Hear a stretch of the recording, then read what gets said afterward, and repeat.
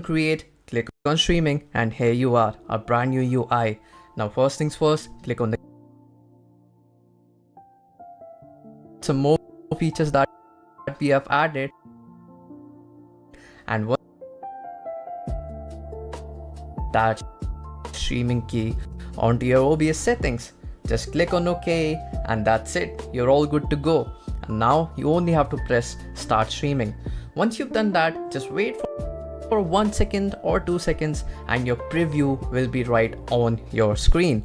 And once that's done, you are all set to go. You are ready to stream on the Router app. Now all you need to do right here is just to click the go live button, nothing else. You're all set to go. Once you do that, you'll see a bunch of new features, bunch of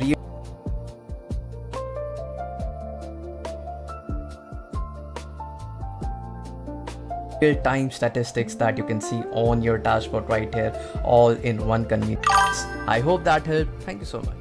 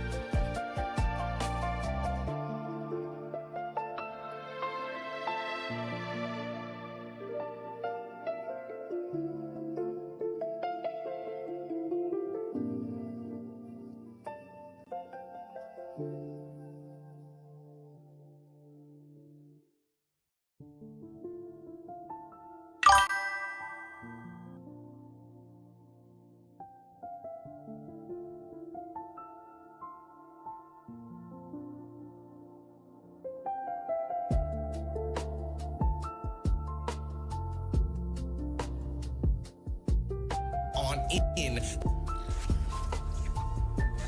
มั่นใจ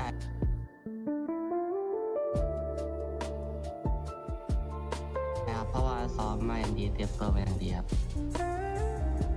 ก็เป็นดาเมจปืนที่ดีครับพวกพาราเฟลพวก M500 ครับเป็นปืนเล่นเก็บต้นเกมที่ดีครับ AW ก็เอาไว้แบบตัดเลือดครับดาเมจlựa chọn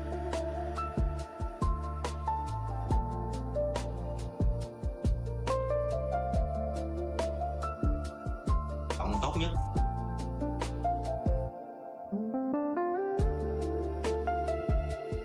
tại vì vừa có thể đi cánh và vừa có thể giao tranh mà không sợ bị mất máu với một đương kim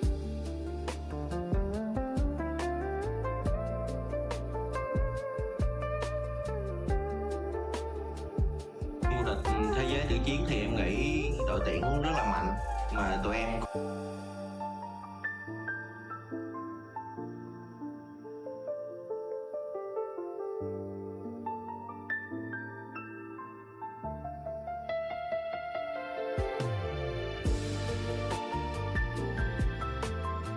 cũng chả hiểu tụi em sẽ chốt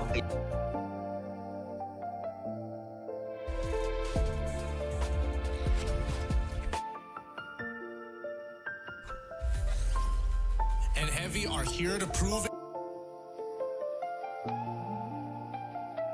And Heavy are here to prove it on Bermuda. They want to turn this into a 2-1. They want to show that Heavy ain't just some other team. If you're gonna drag him, just know that it's gonna be through the dirt with you. Get right down and dirty, and that's what Heavy likes to do. That's the playstyle. They want to make you work for it. Standard opener, of course, on the pistols. Heavy seems to be more content with taking up a majority of the space. Got the potions being thrown out. Team SR with the Orion just to ping out the locations of the Heavy members to allow his teammates to aggress. Mufasa around the corner, takes the damage. The time turner, that's just enough, but gets knocked down by Orion's Siphon. Still though, a trade has come through. They took out the A124, and without utility denial, Heavy has a chance to push on forward. Nameless tries to hold on. It's just him alone, and he wasn't able to pull through. Heavy wins the pistol. Heavy is absolutely right. They don't know exactly what they're doing here. The fact that he was able to walk past the time turner to get this kill on to do, how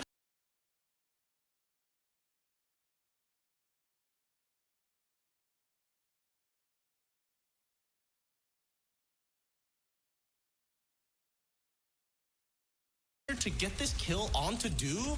How did he know that?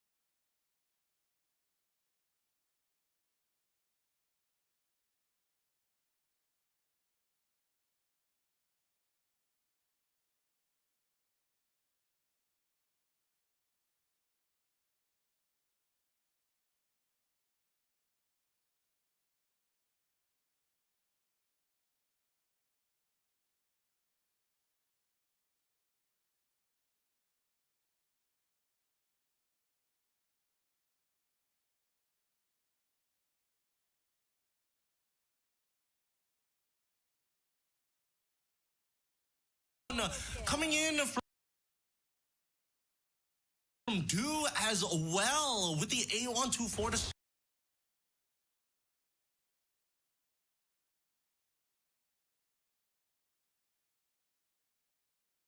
secure at least one. Luckily, HUAWEI is able to get on out of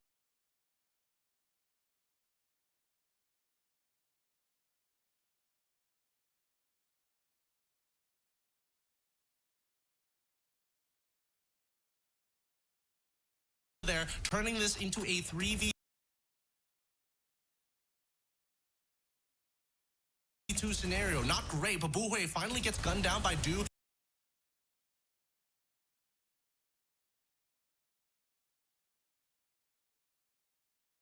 As he turns to corner, don't cry, tries to get one more, but still enough.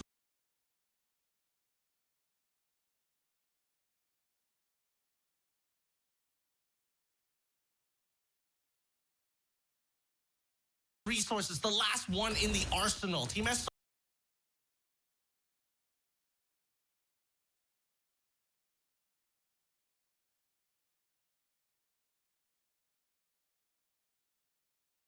down for the count, and it's all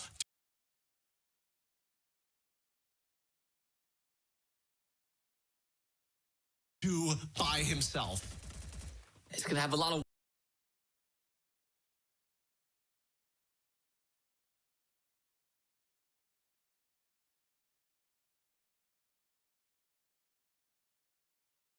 work to accomplish.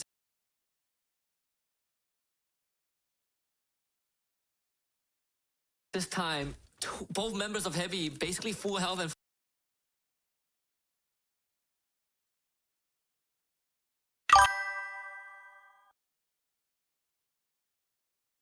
for Do, no more medkits to work with, stuck on the second floor, and we've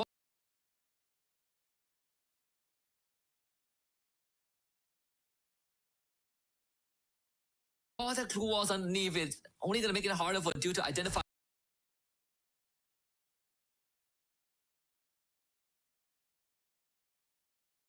where the members of Heavy are gonna be at. So he needs to find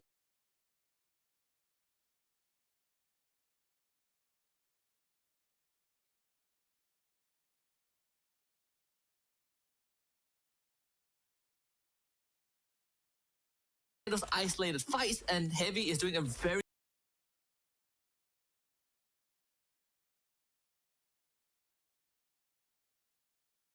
good job of not giving it to him. Always stack up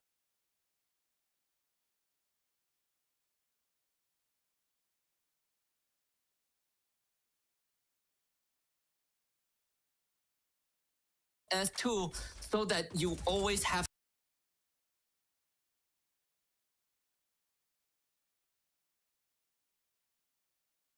someone to exchange fire due through the window.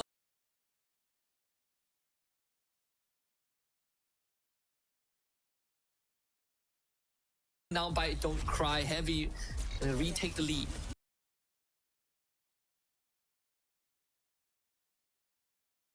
Great awareness. They heard the sound of the vault as well as his feet touching the ground. But this first initial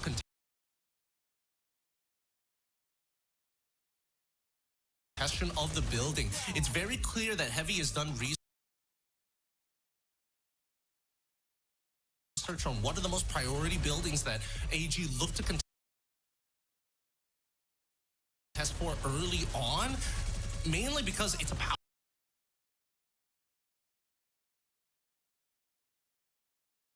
position, right? It gives away exactly where AG is going to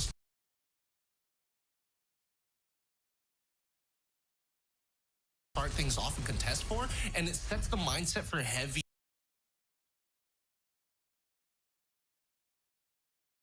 a lot better when it comes down to just overall trading.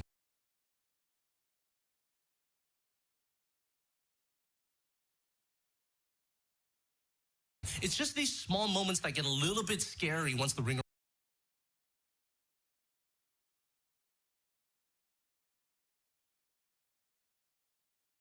around Rosie applies. Yeah.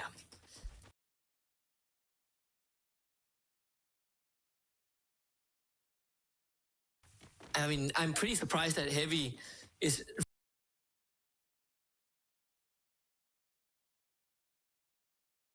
really going for the all-out commitment, right? Like a three-man stack.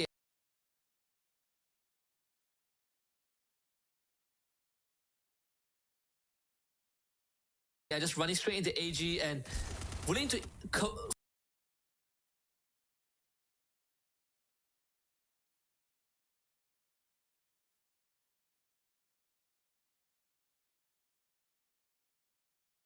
fully commit to these gunfights.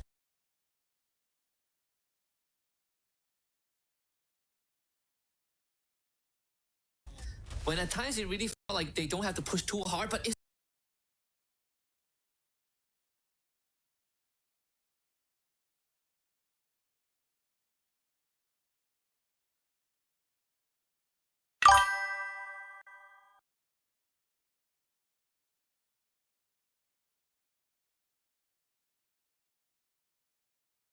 as well AG able to take on two fights at the same time and win both of them. Mufasa was able to get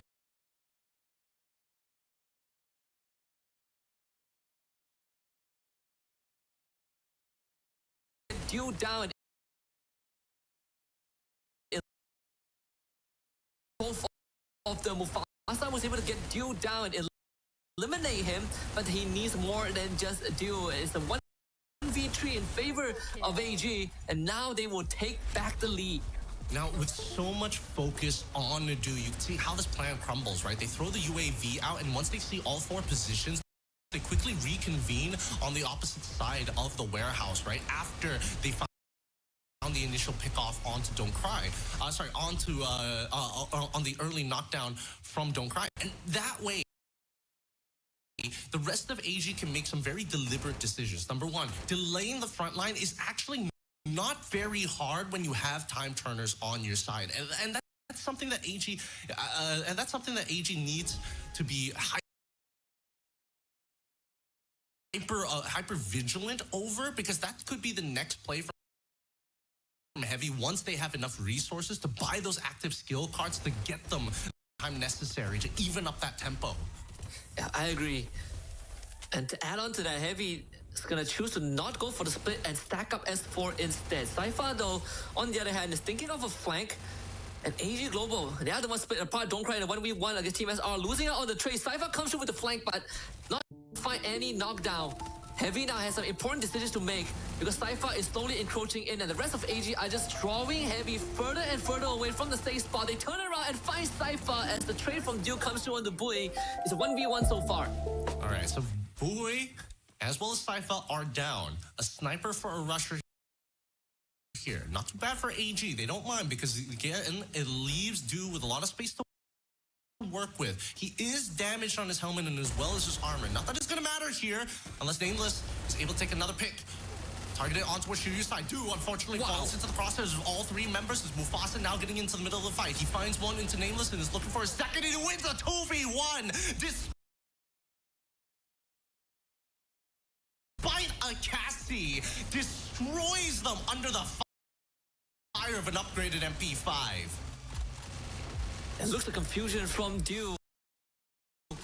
as he thought he had a great flank, and I thought so too, but the awareness from Heavy in that situation in the final seconds of this round was on point. Smells the second flank, takes Dew out, and Mufasa with just a marvelous 1v2 now brings Heavy to a equalized scoreline, and now they are the ones with the upgraded weaponry. There's a sweet AWM in the hands of Bui. Oh, in terms of utility though, it's only going to be 2 medkits coming in from Don't Cry. He knows he's the one who's getting pressured 90% of these fights, so he wants the rest of his team to do a lot of the heavy lifting here. And it's important that they're full of EP at this point. They've at least spent plenty on inhalers. As Team SR looking to turn the corner, Cypher finds Wuhui in a quick turn of events. Don't Cry now in trouble as Du is able to get backed up here. And when the iframes come out, Mufasa forced to drop down the time turner. It's layered on top of each other. Doesn't really get too much as Team SR takes out Mufasa. Cypher continues to loop them around in a circle, and the kiting is perfect, and Du takes out Don't Cry, turns the corner, and now sees Shiryu as his last target, and Du takes him out as well. Good shots coming in from AG.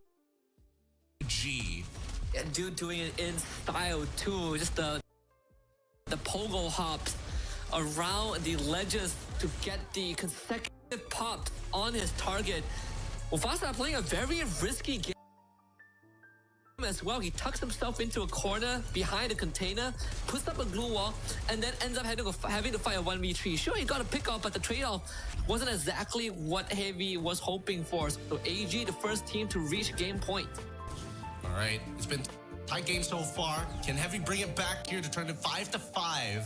AG have all 3 of the drops secured, upgraded weapons in hand, fully kitted out, fully armored, and are ready to play. Heavy on the opposite end need to buy a little bit of time. Gotta wait it out until they've got their active skill cards ready to be thrown out at their opponents. AG taking a lot of pot shots here as the center's being controlled by Heavy, but they don't want to go into the direct center. They know they want to play on the outside of it as much as they can. And now Nameless is by himself. He's going to get topped up by the electrotherapy. It's not going to be good for them. That's a big resource. And Nameless, he's waiting to activate it. He's taking his time to heal himself back up here with the medkits. Dude, can he land this shot? He finds 2, sees 1, and only 1 connects. The rest of the team continues the pressure onto the right side. Yeah, and now AG can push on forward because Heavy will need some time to patch themselves back up, and Du having that on lockdown is going to make it pretty hard for Heavy to maneuver around, as they constantly have to be aware of interceptions by Du when they cross to open space, and yet they're able to mitigate that. Time to gets dropped down. AG thinking of funneling through a tight corner, but decides against that. Cypher looking for a flank angle, gets challenged by Heavy, as they are doing a very, very good job of making sure that AG doesn't get more than they deserve. And so far, Heavy is doing a fantastic job of keeping themselves healthy despite all of that. But Du is on a big flank, the time turner on time. And then turn around, Mufasa takes out Du, but Cypher finds the trade on Shiryu, and now a full fight breaks down Mufasa and Don't Cry. They win their fights, and Heavy brings it to sudden death. Beautiful play coming out from Heavy. Look at the way that they actually take this fight. They're down on resources. Overall, AG had more glue walls in total before this initial pick actually happened. And once they get into it, they were basically playing Ring Around the Rosie, controlling the area just to wait for their active skill cards to come back off of cooldown before they reinitiate. And they got a lot of value, not only from Don't Cry, because that Ignis was melting away that glue wall lead that AG initially had to block them off from the center. Back on the same area again. Let's see if there's going to be any adjustments from the side of AG. They felt like they did the setup right. They just were not able to fully capitalize on it, and partially it's because of Heavy's very organized response, right? Not really giving AG, letting AG take the mile. Still, the initial shots from Du is going to continuously hurt if it lands, and now Bui is isolated. They're playing a tighter game of Ring Around the Rosie from the side of AG. They don't want their tails to be exposed this time. They're sucking it in with the rest of the team to ensure space. And now the Cryo Mine comes out and Heavy looks to reposition. Big utilities being thrown out from Heavy's side. to slow down what AG are attempting as a full-on flank. And even with the smokes, oh, it hits. The A1 hits. This should be an all-engage from AG's side as they take the top side. Cypher spots out one by himself. It's HUAWEI. He knows it's HUAWEI. He sees the AWM in hands and he wants to take it off of him. Unfortunately, a quick response from Heavy to sneak him through. They take out HUAWEI. Team SR undercut him in the middle of the rotation, and Heavy trying to maintain this tight formation, now utilizing the Ignis to open the way. The time turners coming through to call off the choke points as they run right through, and Shiryu and Don't Cry drop another time turner as well. Another active skill card we used, and to major effect. And Du is able to hit the headshot. Mufasa tries, but it's too late. One opportunity from all gamers in one angle, and they connect every single shot. That was one hell of a game. The first game to go 11 full rounds today, but man, AG had to really work for the win. Heavy were trying to weigh them down every single step of the way, but it really came down to the final round where HUAWEI just got caught, just got intercepted at the cross, and that gave AG the exactly what they need to go in for the push. And even in the 3v4 push, man, Heavy put out some strong resistance. They really did. They make them pay for every bit of ground they wanted to take in the early grounds and then punish them from indecision in the middle of the rounds. I think that you might be absolutely right. This might actually go into a 2-1 unless AG really figures out what the crux of the problem is going to be, right? Because a lot of it is just you're going into this blind against a team who comes in very well prepared for each one of your rounds. So now that they've figured out that, hey, they're studying our habits, we need to take advantage of this. We can start changing things up on certain rounds if we want to make it a little bit more, well, lighten the load off of this Heavy squad. And I think the responses from Heavy is as clean as they can get, right? You see every single answer that they had to what AG wanted to do. It was right there on the table. They didn't really hide anything, but they were responding to what AG wanted to do in appropriate ways. AG wants to push, Heavy is able to fall back, and in circumstances where one or two of their members loses half of the health bar, they are still able to really disengage, reset the state, cut noise, cut line of sight, and then find AG slacking once AG get a bit too aggressive. And that's the thing, right? I think that AG coming off of that, their cheers when they won that game definitely was a bit of a sigh of relief because it's coming down to the wire in some of these rounds. And I think that at least it gives us something to be excited for in map number 2 at the very least. Now that Heavy is going to get the opportunity, this is their map pick. I want to see how they prepared for this, right? How exactly, if they have prepared so much in the first 3 rounds against AG in map number 1, what could it be for map number 2? Yeah, I think for Heavy, if there's anything that they need or they probably want to slightly polish going into game 2, is just some of the moments where they start to slow the game down and go for rotations, right? A lot of times they were taking a lot of this chip damage from especially Du, because they were not able to identify where he was in the first 15 seconds, and I think that is going to cost you in the long run. But once they are able to pinpoint where Du is and really not allowing to have too much agency over their movements, that's where Heavy truly shines, like pinning Du down or just making sure that Du doesn't fire shots that land. If he's too busy running and healing, he doesn't have enough time to put bled onto the field. And I think it's a decent plan, right? A lot of teams do this against AG, but I think Heavy have understood 2 things. One, to be able to pressure Du, you also got to make sure you can pressure the rest of the team at the same time so that you can really sell the effect. The second thing is playing this double ring around the Rosie when it's a 2-on-2 situation, right? AG adapted on round number 3, having an extra extra man to cover for Do in case somebody goes for an initial trade, right? Then that way Do can get back on his feet. That way it's not so bad if they initially found our MVP on his knees, because he is able to put so much damage on the field and make that much impact. It's only a slight adjustment for AG in comparison to Heavy putting their entire plan against this guy. Yeah, and he really had to absorb the brunt of the hit from Heavy as well. He's getting basically hunted down in the early rounds. And then once we get into the later rounds where Dio has better weaponry, his teammates are able to fend off the initial tide of Heavy, then that's where Dio gets to do the work. He gets to effectively disrupt Heavy's game plan. But man, he really had to be on his toes every single round, because Heavy is not willing to let him get anything for free. Making sure that he punishes. I mean, look at his damage. He's already at like 7.2, which is a ridiculous number to get, considering that. This has gone the entire distance. But let's look at the scoreboard. Maybe we can get a bigger look. Maybe it's not as bad compared to the rest of his team, right? Right? Yeah. Oh my God, he's literally double his team.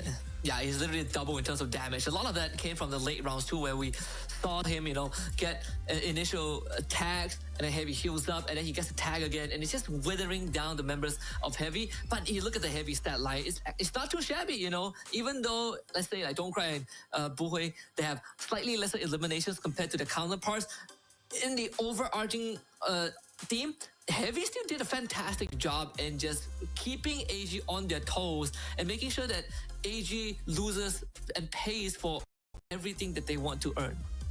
And it looks good, right? I'm surprised that Shiryu actually has the most amount of damage here, but I think he is the one who is proactively looking to take trades, proactively looking to make first contact against any of the AG members, and that's why in a lot of these fights, you see him actually go down first, because he is the one who actually takes the brunt of the shots. In terms of average damage per round, Du is coming up with the 600 numbers, which is ridiculous. But Shiryu actually not too far behind, literally 0.5 off of 500. Yeah, still the second most in the entire game, though. And I agree with you, Shiryu. He's the one taking the first step to take these trades. The one enabling his teams in the early round, and once the better weaponries come online for both teams, then we see Mufasa started coming alive. Right, started getting into the action to back Shiryu up with the help of Buhui in the backline, and Don't Cry making the calls. But I think the main difference is just Shiryu found himself alone more often than the AG members, and sometimes these double ups is what makes the difference. Yeah, no, it really does. And it's like a small double up. It's a small double up. I think that Heavy, with the way that they're playing so far in their whole game set, if a flank comes, if we have well-timed and well-positioned members, we can actually rotate backwards to actually pick up those two flankers. If it's a one-on-one flanker, we know that Buhui can actually buy just enough time to get out of there, right, rather than getting picked off. So I think that's the big difference that we're seeing from Heavy as well as AG, right? These slight adjustments make all the matters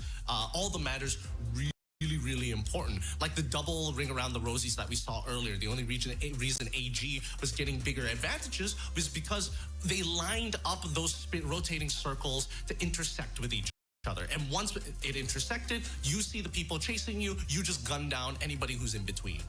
Yeah, and I think one of the main differences was also the difference between Buhui and Dio, right? Dio was able to really pin down crucial angles where Buhui is spending most of his time trying to rotate away, trying to make those crosses, then helping his team pin down the angles. Also, thanks to AG putting enough pressure to force those rotation, but that was on Shipyard around Bermuda. I wonder if it's going to be the same on map 2, or is this where AG truly comes online and takes over because of such a tight win in game 1? Well, I think then again, it really depends on what the rotation of that playlist is going to look like, right?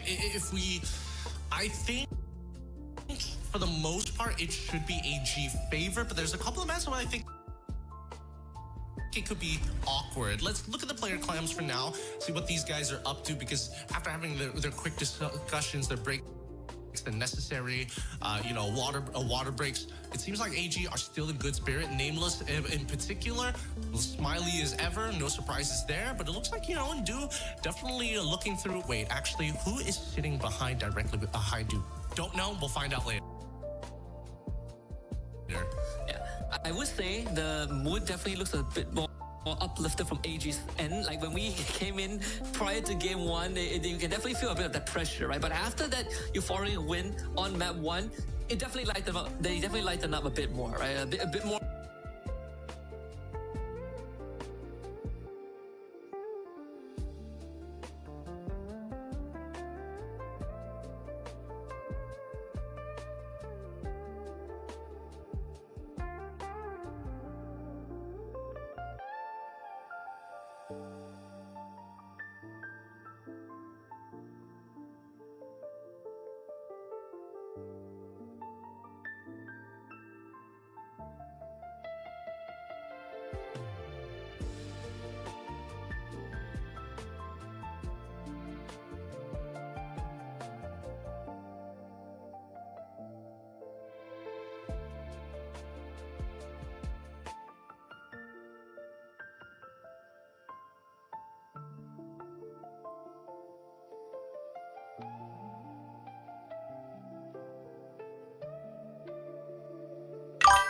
They definitely lighten up a bit more, right? A bit more that smile, and you know, they get to let loose a bit more.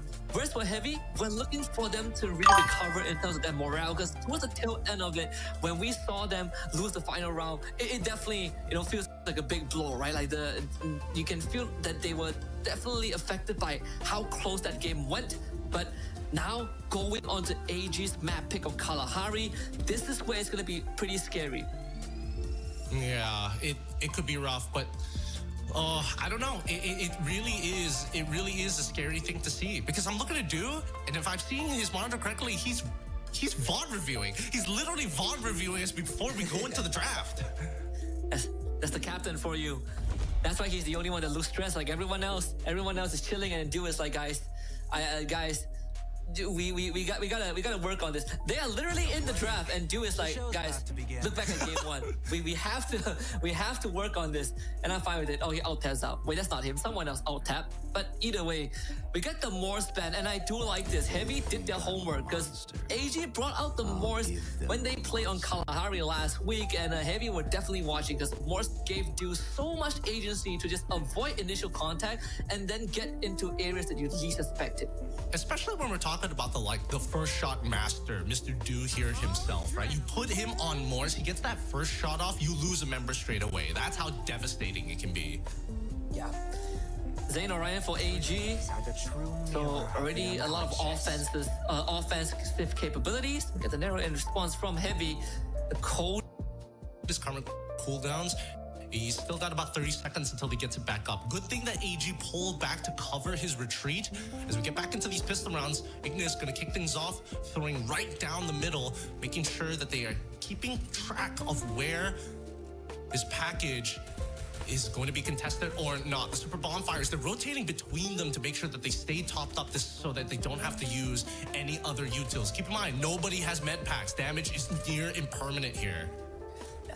And even when you look at the radar, Du is not far away, and Sci-Fi able to get a sight onto Don't Cry, just cuts him in half. And in a blink of an eye, AG Global finds the pistol round. Okay, that's ridiculous. How did they not hear him like literally walk up to the bonfire? What was Mufasa looking at? Was he looking at the wall? Was he in the middle of pocket mark? How does he get that? How does he close the distance that fast? I wonder too. Probably at the end of game highlights, we will see what happened, because that was pretty fast, right? I was about to say that Du, again, was able to keep himself very safe, so Heavy couldn't find him after the initial sighting, so Du was able to pin them down, and then AG just walked up and won the fight. So pretty surprising turn of events. So far, it's been high octane between these two teams, but the VSS out for Du already. Talk about the snowball effect. Look at where he is on the map. And Cypher, he's also buying armor with the Kimbo revolvers in hand. He's ready to tango. He knows that there's going to be no armor from the side of Heavy and very minimal weaponry overall. His only problem is if he gets picked off, if he happens to walk into the path of 2, maybe 3 guns pointed towards him. But look at the positions here, right? They're forcing them back onto towards that north side, trying to keep control over the center. His team SR is trying to get the hell out of that fight. He is on the Orion. Oh, still gets downed at the very end. The Deagle coming through for YOUTUBECHANNEL, but they do lose Don't Cry. The other side of the map, the end of the day, I think in terms of health bar, it definitely favors AG more. And it's the same storyline, right? They cannot find you. Cypher with a nasty headshot there, just pops Buwe. Mufasa finally sniped by Dew as he is just perched on top of this wall. There really isn't nothing much that Shiryu can do. No med kits and only a sliver of health to work with. An easy cleanup. Dew with the final shot to the dome. AG leads 2-0. All right, let's see how this plays, how they played out, right? Because it came down to everybody was holding their position and Cypher was just continuously rotating, right? And he was able to chain these kills together. Unfortunately, once one member falls, the rest will start to fall pretty soon after. And this is after we saw Heavy actually take out Team SR in the middle of that fight. So not a lot of excuses here for Heavy. They need to keep their game plan tight at all stages of the game. I think you need to find what to do is this is starting to become a problem.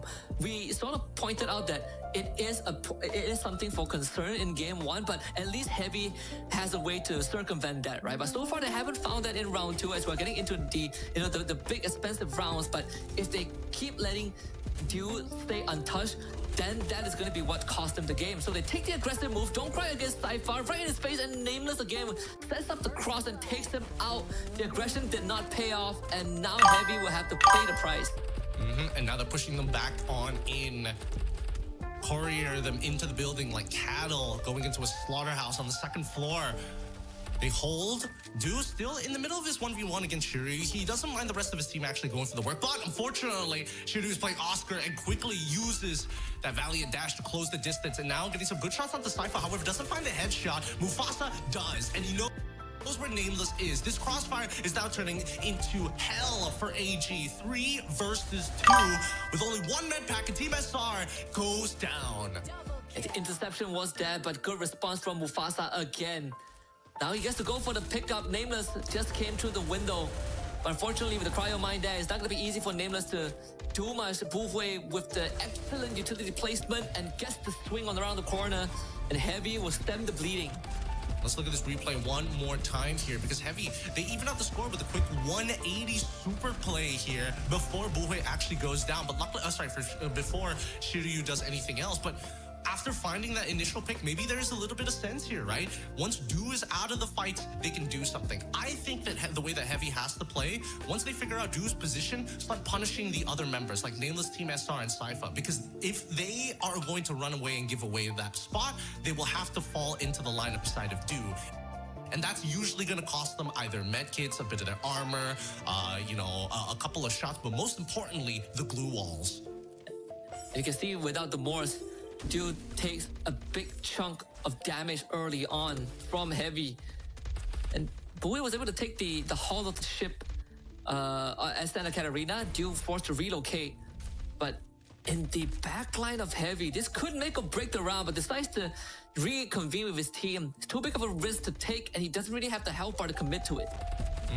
It's a high-low situation. Shiryu needs to make sure that he controls this space. He's running out of glue walls here, and AG smell it. And now they're going to try and make that pressurous play, forcing him underneath. Cypher now taking control over that second floor as Buwe is able to sneak a couple of shots on through. Don't Cry is able to finish off the kill at the very least, as we see Team SR managing to sneak past with just a sliver of health. Finally, Nameless goes down with a grenade coming in from Mufasa's side, and now Heavy finally having a clean advantage. They need to press it. Team SR and Cypher don't really have much help to work with as well, so this should be a done deal for Heavy unless Cypher can pull off a clutch. But with no medkits and only a gun, a VSS to work with against 3 members of Heavy, this looks impossible as Mufasa cleans up. Now we get the equalizer. This is what we want to see from Heavy. We talk about needing to identify where Dew is. They are able to adjust to that. And not only identify where Dew is, but punish the rest of AG. Yeah, and they punished them really well, right? Buwe was able to find some significant shots, and once they kind of gave up on that second floor to allow AG to start participating more in those fights, it also allowed Heavy to actually find more opportunities to actually 2v1 them. They're very narrow angles to play with here on Santa Catarina. Very narrow margins this week. Come back to Santa Catarina again. This time, AG going for a 2-on-1 split. Dew drops the mannequin right behind the crates, but high ground leverage given over to Heavy as they just book right it for the top Up the deck, Don't Cry instantly pops Cypher. And a great follow-up there. Shiryu also finds Nameless. AG unprepared for Heavy's positioning. Really good read on the flank there, and Shiryu is even going to find one more for himself, turning this into a 4v2. Big damage on Buhui and Mufasa as well, as Team SR and Do are doing everything that they can to secure it. They take out Mufasa, quickly going into vulnerability. Where's his teammates actually? Where's Do? He can't find the angle, but he finds one for himself, and now the damage is done. Do is putting more work in here as Team SR, he's been pressured for all corners, and with Do's help, isolated on that top side. They've got a high-low setup, and Buhui decides, you know what, we take Do out first. Now Team SR, as they secure the round. Buhui coming up huge.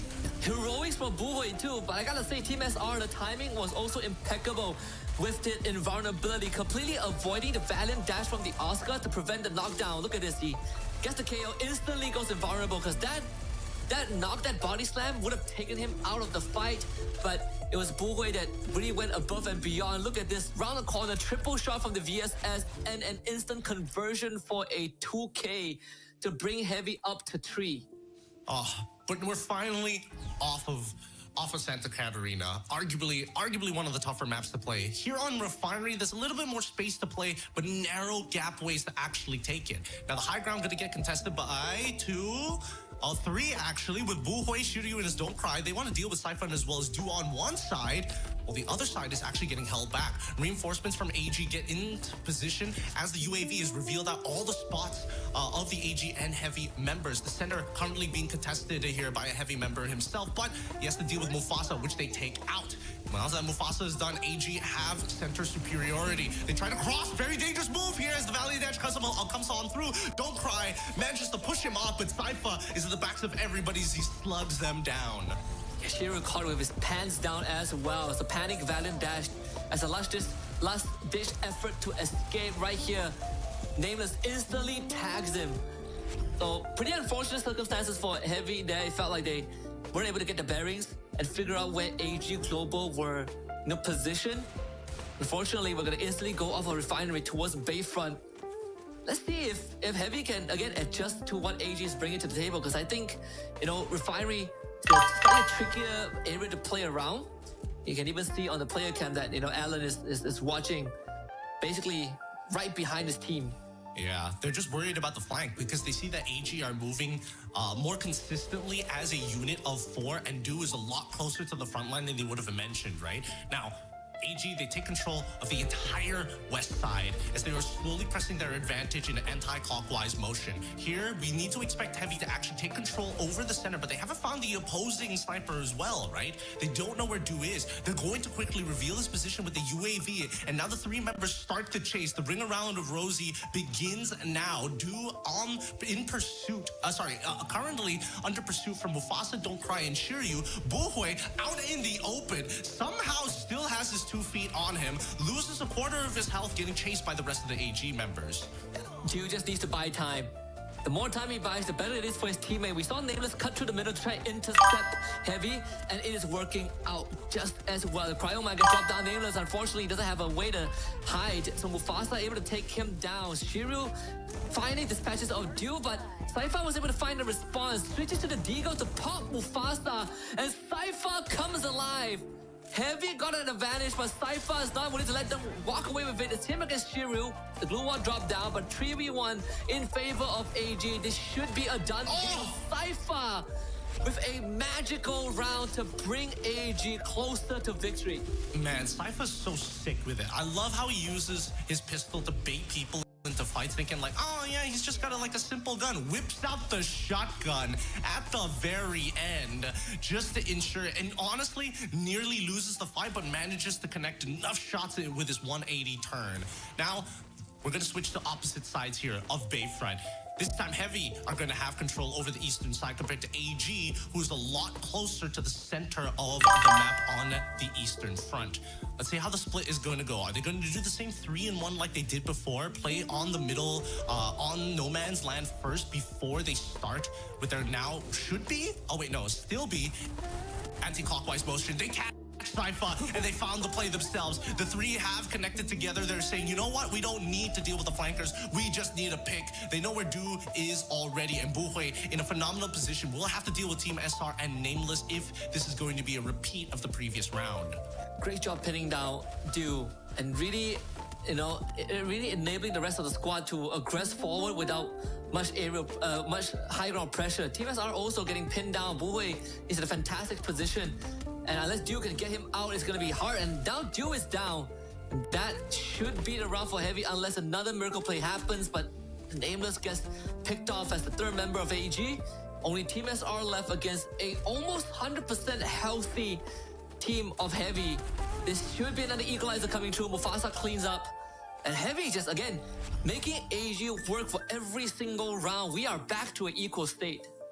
Heavy is putting one hell of a show here against the AG fan base. And honestly, I don't think anybody thought it was going to be as close as it is right now. But Heavy have figured out something, and AG need to respect it. They've been caught mid-rotation too many times to let it happen again. Both sides with one airdrop each as we come into round number 9. This is where the next cyber airdrop is going to be given. And AG, you know that they love to contest it, but they're flexible. And that is what's been missing, I think, from the first 2 games, right? In the losing teams, that we needed flexibility, we needed the adaptability on the fly. Something that is a lot more decisive, but also coherent. We're seeing that from Heavy, and I love how they're always bending to what AG is doing. They're very malleable in terms of their approach. Don't cry in a 1v1 against Saifa. This one is going to be a very honest fight. Saifa will have to take that on. Team SR under pressure. Du, with the distraction, throws a U2 as a fake out, and Don't Cry loses his 1v1. Saifa triumphs. Mufasa breaks the blue wall, but only finds a Team SR that is invulnerable, and AG reels them in and once more puts themselves at map point. An important 1v1 win, an important kill onto Buhui in the corner. It made it really easy for AG with the numbers advantage to slowly push them in. Out of all of it, Team SR taking an immense amount of aggro from Heavy. So many shots dodged because of his invulnerability, buying a perfect amount of time for AG to squeeze them and pinch them in the center. And now we go to Console Hall. This is where some great moments happen for AG. But against Heavy, are they going to be able to take advantage of the area? Biggest problem with Council Hall is the fact that there is that second floor that goes around the entirety of the map, and the center of the ring doesn't include majority of it. Du playing at a great angle, and that's where Heavy is trying to cut him off. Shiro able to fight Saifa as Du bails out of there, but with Saifa down, Heavy able to push on forward. Shiro survives, and Don't Cry able to tag Nameless and bring him down with the ice grenade as well. Heavy again, flawless execution. Team SR on the second floor. Steve Shiru will need a bit of help. Team SR and Du working together. The captain, can he lead his remaining teammates to victory in a 2v4? They've done it before. Can they do it again right now? In terms of medkits, only Buhui has it. Everybody else is basically playing for keeps. They're not going to be able to change their life totals at this point. With Team SR and Du being extremely healthy, Du with 2 medkits as well, and a close range weapon, a hand cannon of sorts, some may say. Team SR looking to chunk out as many as possible. Quickly locks himself in, even with the time turner, and humps from under the stairs to sneak his way back up and Trogon Shiryu as Buhui headshots Du, leaving Team SR all by himself with a Trogon in hand. It's very possible, and he finds another one, turning this into a 1v1 with Team SR with just a sliver of health, 16 HP, and Buhui finds the shot with a VSS. Oh, great execution from both sides. Team SR goes in invulnerable, instantly calls Du into support fire, but Heavy, they were ready for that. They dropped the glue wall, they cut off line of sight, and then they take Du out while Team SR wasn't able to fire back, but still it had to come down to a 1v1 Trogon against AWM. Talk about a close game, and Heavy now has another chance, just like the previous map, to bring it to a victory, and this one's gonna force a map tree if it happens. Poetic round 11 as we go back to Council Hall.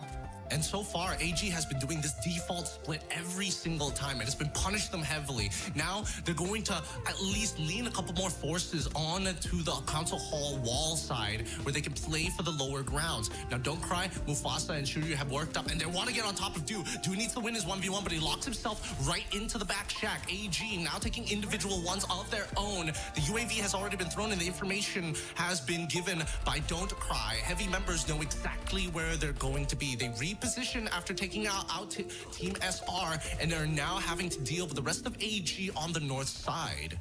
Yeah, they locked Du down in the shack, and Du cannot take the mannequin because someone was camping it as well. So he was effectively out of the fight for a long time, and without Team SR's Orion, this is going to be a bit tricky. Sci-Fi and Nameless will have to huddle together and try and work together to win this. Big chance we have the support of Du as well, because Du is struggling to survive, and Nameless finds the back one onto Don't Cry. This is now an even fight. HUAWEI, he is going to be important with the AWM in the hand. Sci-Fi gets to reconvene with the rest of his team as they now pop out into the open. Mufasa though catches Du on the drop, and Heavy regains composure. Shiryu with Nameless, and is down to Sci-Fi. Mufasa kind of nasty with it, but Shiryu, bit of damage. Oh, he nearly loses his head for that. What a huge turnaround coming in from Shiryu. The first shot made all the difference here, but unfortunately, it just wasn't the headshot. Shiryu, hand cannon, two-faced. What are you gonna do about it?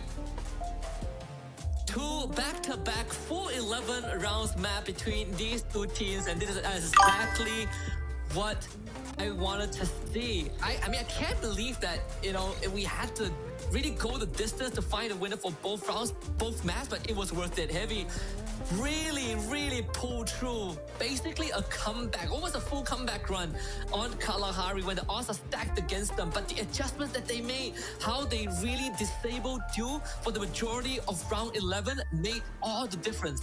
Admittedly, that's a crazy turnaround coming in from Heavy. Like, despite the entire storyline just being the fact that they got 2v4'd so many times, and honestly nearly losing a majority of them as well. You know, the stats are pretty close to each other at this point. But dear God, oh boy, now that Heavy have kind of found the mojo, they understand that, like, hey, AG is just like the rest of us. They can make mistakes, and they're not impossible. They are really good shooters, but a solid strategy goes a very long way, and their preparation is all for this now on match point on our very final map.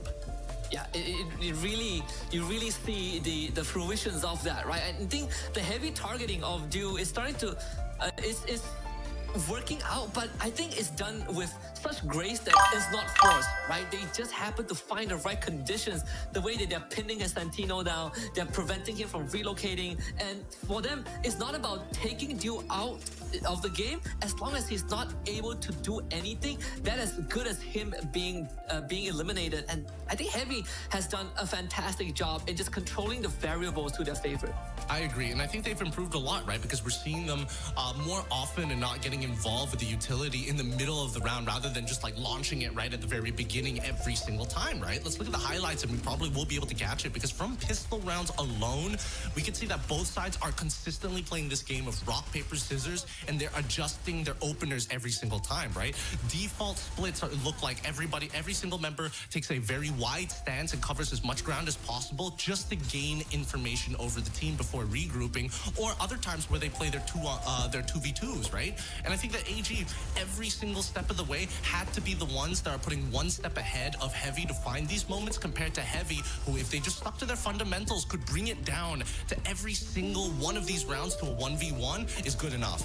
Yeah, and a lot of, I think the round that is, you know, after the first two rounds, the round that really felt like a snowball was probably Refinery, and that's pretty much it, right? We only saw Refinery once, and afterwards it's just Heavy bringing the pain to AG time and time again, you know, able to, AG catches them on the cross, Heavy does the exact same thing to them, and the adjustments is really what I like, you know. And it's not like AG didn't adapt to it. They also changed their rotation. They sent Heavy on a wild goose chase and have someone intercept in the middle, and even then it had to come down to the wire for AG to have a chance. And Heavy, you know, made sure that AG didn't really get to catch their breath at any moment of time, and Mufasa came out huge this game. Mufasa, MVP of the game. This guy, dude, this guy is a walking wrecking ball. Like, he doesn't even... The weird part is that he hits the first wall, and for some reason, the wall behind it is the one that breaks. Every single time, he just bypasses the frontliners and immediately goes for the secondary guy pushing in. Every time, whether it's an Oscar or a Tatsuya, he's looking for the secondary fragger to take out of the mix. And even so, this game, he was putting some good numbers with the Max 7. Yeah, I think Mufasa and Shiryu, they really were doing a lot of things, a lot of the heavy lifting on the front end. Like, a lot of times, you see those aggressive pushes. Like Shiryu, this guy is a lunatic with some of the fights that he's willing to take and the trades that he's willing to make to get his team an advantage, right? They were enabling Buhui and Don't Cry to kind of come in for the cleanup. But it's also very nice to see that Buhui is willing to take the RWM up close and personal and just leg it for the 1v1. And honestly, he has to be, right? He has to be. Buhui needed to adjust because he was getting caught out a lot of the time by AG. They tried putting another member next to him. It still wasn't enough. So they just doubled down on what the strategy worked best. Stick with the team, stay remotely close to them, keep an eye on flanks, relay those flanks, and look for interceptions in between.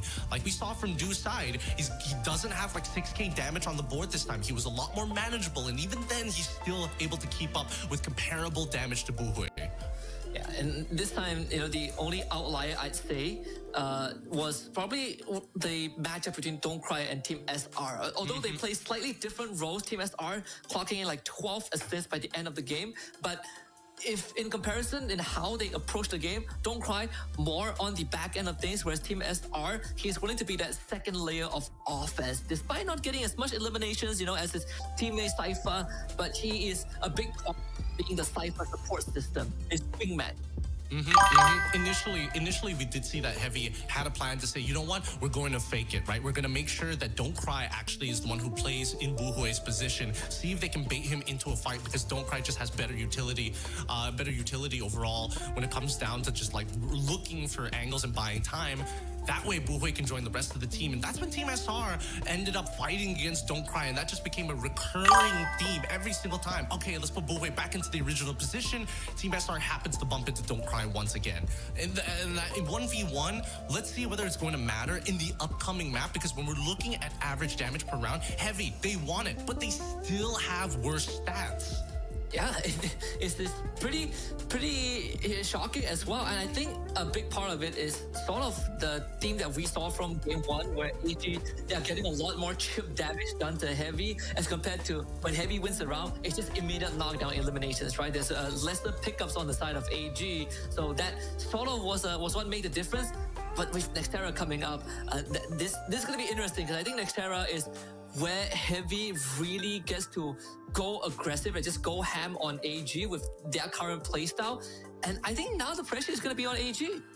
I agree. And I think that, well, I want to say that like a lot of pressure is on AG, but I think that at this point, this is where AG need to actually really step up their game, right? If we're looking at both teams on paper, and imagine that the first two games didn't happen, right? I would say that Du generally is better at close quarters in comparison to his counterpart in Buhui when they have the AWM in hand, right? And I think that's going to matter a lot for this upcoming map in Lara, where you see that a lot of these angles are just in one room, in one office. Yeah, and I think these two players so far, if we compare how often they've been up close and personal, I think Buhui has had to do more, but they were doing more times than Du. Du is usually the one getting pressure, and he really tries to disengage and play from afar. Whereas Buhui, you pressure him, he's willing to take on the fight. But I think in the grand scheme of things, right now, it comes down to who gets the better position, right? Because a lot of the fights are by which sniper is able to pin down the opponent players, and both Du and Buhui has done a fair share of that. But I think this is a bit of downloading even for all gamers global, right? If there was time for adaptation, I would say that it's definitely on AG, as AG are the ones who have to kind of crack the code on how to get certain reactions out of Heavy, right? There's not much that we learned from it, because both sides in map number 2 were consistently adapting to each other. And now that we're here on Nextera, which is Heavy's pick, by the way, let's see whether AG have decided to go first on the ban picks. I'm gonna tell you, I think Alan feels Alan is a very proud man right now, watching how this team has performed. It is an elimination series, by the way. I mean, now I wish this was the upper bracket so that we could get more of these two teams. But this is gonna be the most important draft of this best of 3 as they prep for next Terra. One team is gonna go home by the end of this, and it's not gonna be pretty for either of them. And a narrow ban from AG. A narrow ban. Interesting. Narrow was the big issue from the previous game. Let's see how much of an issue it was. I agree with the Cassie ban. I would have expected it to be from AG, but then, to be fair, they are first pick no matter what. Let's see what Heavy's gonna pick up. Probably the Zane +1 here. The fact that they didn't bother banning out the Morse in these close quarter battles, probably also looking for like an Orion, right? Yeah, I think Orion should be the default. Is it Orion or Ignis? I feel like Heavy probably leans towards the Ignis a bit more than Orion. Now that Nero is out of the picture, you need someone to effectively deal with crew wars. So I'm okay with the Ignis pickup. I think Ignis is also pretty good, especially if you are opting to, because Orion is like a win more scenario. Giving it over to AG, it's like, okay, sure, you got double the frontliners, you can play from multiple angles, you can break through the most important angle if necessary. You've got a flanker, but can you deal with 4 members buffed by Zane? It's a hard argument to make here. The only one who can do that is probably Orion, and even then, he needs support. Yep. Santino out. It's most likely going to be a dual character, the Coda for some recon. The last one, they go for the Iris. I think Iris is completely fine as well for Buhui. Yeah, that is what they're going to go for. So the Chrono should be the response of AG, nothing out of the ordinary. I don't know. I feel like they should have been. I feel like Heavy should have been the ones to pick up the Chrono in this position. But they are, I mean, Buhui needs to play something, right? And he can't, if he is on that Chrono, it's going to be a little difficult unless they put him on Ignis, and then even then, he needs to be part and parcel with the rest of the team. So Shiryu and Mufasa will be working together. This time, Don't Cry on the quota once again. I would like to see the Chrono on their side, but I guess they just have to win the first and second rounds and start buying his active skill card there. Yeah. It's going to be a tight one. I think for Heavy, now that they have Coda and Iris, they have good ways to find recon, but those shots are going to hurt a lot more, right? In terms of just the damage output, Heavy definitely has a slight advantage when we just talk about sniper role. But for AG, they definitely have the offensive capability, like they always have. Orion and Oscar, they provide a lot of that. But judging by how Heavy has been really manhandling the individual members of AG, they definitely cannot just blindly rush in and expect to win the fight. Yeah, because again, there's a lot of mind games that are going here. If Heavy tries to go for the sniper and ends up falling into Orion, it's going to be even harder. It's just going to be a lot of time wasted here, and that's something that they don't have. Here at the City of the Future, we're going to narrow down which team is going to go home and which team moves on here in the lower brackets of FFCM.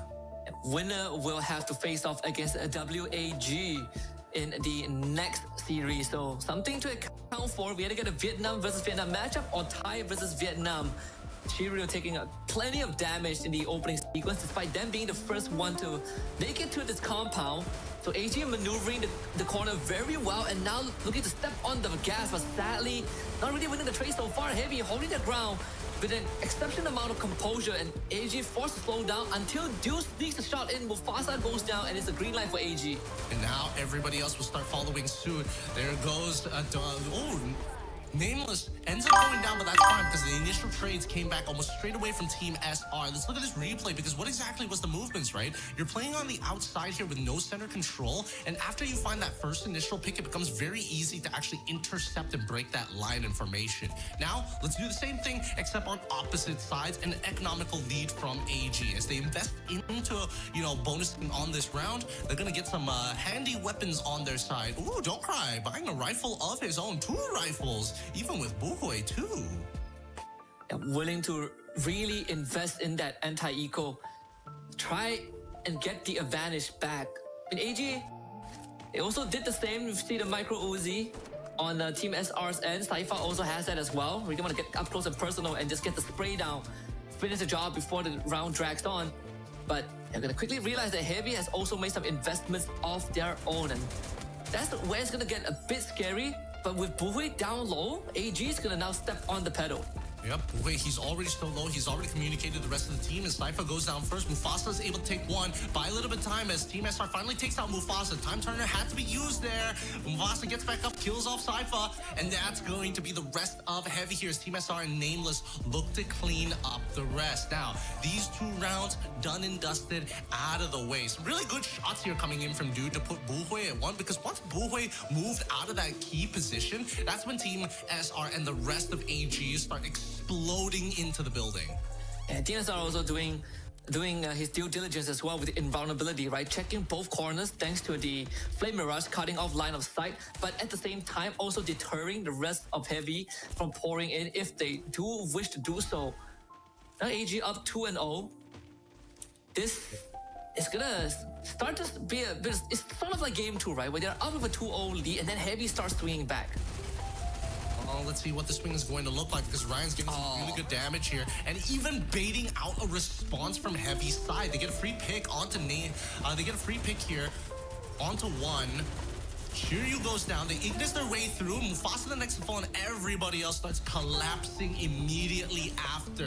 It is tough. Once Shiryu has already used the Zane active skill card, yes, you are tough, you are tanky, but once it times out, that's when you're going to have a lot of problems, especially since Du has the key angle. Yeah, I partially also felt like Heavy didn't need to do that. Like Shiryu didn't need to do that. He pushed in, and the glue wall instantly comes out from AG, right? Isolates him from the rest of his teammate, but I felt like there was a fraction of a second where the rest of Heavy didn't feel like they wanted to commit that hard. So it could be a slight miscommunication there, but now it sets them back by 3 rounds. That means AG is halfway there to winning the series.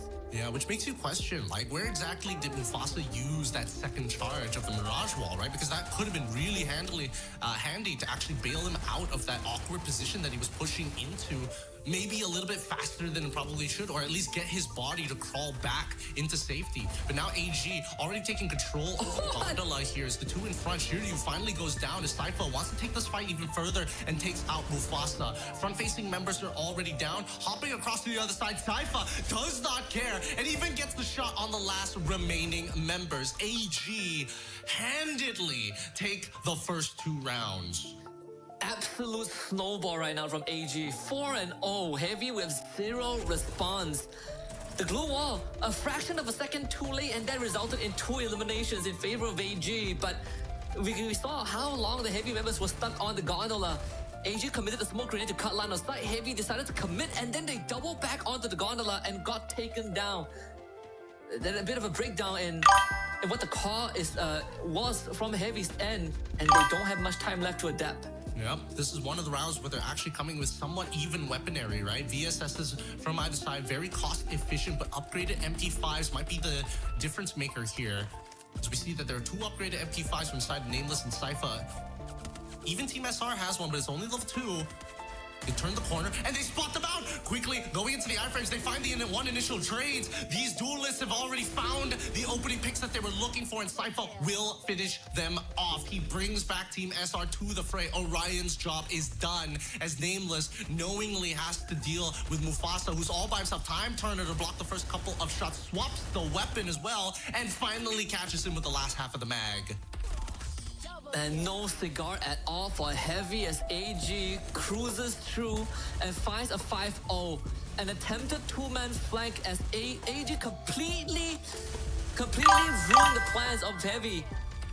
They formed their own 2 stack, and with the Orion bait easily makes the fight unfair. Heavy, if there's any time to make a hell of a comeback, this is it. One last chance. They've done it from a score line of 2-5, but now they need to do it 5 rounds in a row to even have a shot at sudden death. Oh, it's too many rounds to deal with. But we'll see. Heavy just needs to take it 1 step at a time. It's going to be a 4-man push across down the rail line, and even Saifa looking to break through to get on top.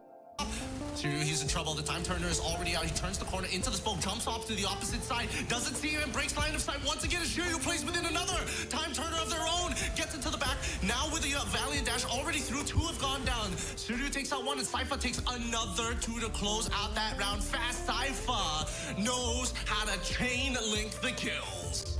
And high fives and thumbs up from AG Global as they absolutely decimate Heavy on Nextera, put them on the guillotine and just cut the ropes. Zero response. Heavy felt like they were lost, completely lost, and that signals the end of their journey in the Clash Masters for the spring season. AG will move on in the lower bracket and face off against WAG in the coming series. So let's see, they could be the Vietnamese player right now. Yeah, they could be, but AJ, they showed off the varnish. They just tightened up their gameplay, showed a flex how much polish they have on their new car, and drove away with the whole thing here. Man, it feels like they've been holding back a little bit for the past couple of games, but they found the correct adjustment, and they needed to really make Cypher mad enough, you know, poke him in the right places, and then all he sees is red. Yeah, he just freestyles on them, right? Gets the Oscar, just runs into them, just fouls them along the way. But I say this map tree has lesser moments of educated reads and more of just Heavy starting to get slightly sloppy on the execution. They were getting caught out on their, because of their own moves, and sometimes you can sort of see that breakdown in communication, right? The cause was slightly confusing. You don't really, the indecisiveness was there. And I think that best shot was actually round 5 when they tried to, round 4, when they were trying to go for the double flank. And once that was denied, and like Heavy has nothing left. Yeah, they just couldn't deal with how precise Cypher can be at times, right? Heavy just need a little bit of time to recuperate, regroup, and then make an executable plan. And they can do it relatively fast, but AG just does not give them that time when Team SR is able to work with his boy Cypher. And I don't know, Cypher at this point, when he's gotten this Oscar faster than Leonardo DiCaprio can earn his, right? He's an absolute superstar, but when he has the right tools, he can plow through it, right? And as I mentioned before, he just doesn't give the time. Like, what is Don't Cry supposed to do there? He looks at Orion for half a second, he's dead. Guess who's there? Cypher. Yeah, and this was literally what we discussed in the post game of match 2, where Team SR, he might not have the most glorious elimination count, but he did end map 2 with 12 assists, right? He's like the wingman for Cypher. He's the one that's always in the shadows. We talk about in the pre-show where people have a lot of doubts about Team SR, but a lot of times it's because he gets outshined by the rest of his teammates, but he enables them. He's the backbone of some of the greatest plays that AG has made, and this map 3 basically is the perfect example of that, of how much he supported Cypher and also allowing Dew to do what he wants.